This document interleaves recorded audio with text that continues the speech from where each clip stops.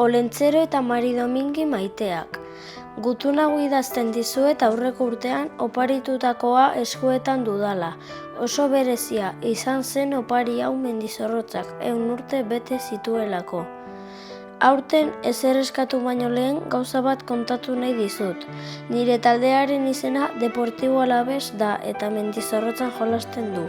Txikitatik nire aitonamonekin joan izan naiz larunbat eta igandero.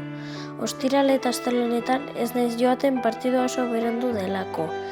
Mendizorrotzan nagoenean urduri, oso pozik eta berezi sentitzen naiz. Momentu guztiak gogoratzen ditut irribarre batekin. Kanpoan dauden marrazkiak asko gustatzen zaizkit eta gure taldearen historiako zati polit asko daude. Barrutik pixka txikia, polita, urdin-zuria eta oso zaratatxua da asko animatzen delako. Hitz gutxitan, ez dago Mendizorrotza baino zelai hoberik.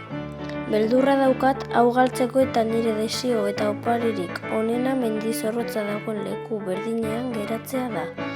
Asko maite dut Gloriosoren etxea, nire nahiak, bete mesedez. Aupa Alavés, aupa Mendizorrotza eta aupa Iraultza 1921.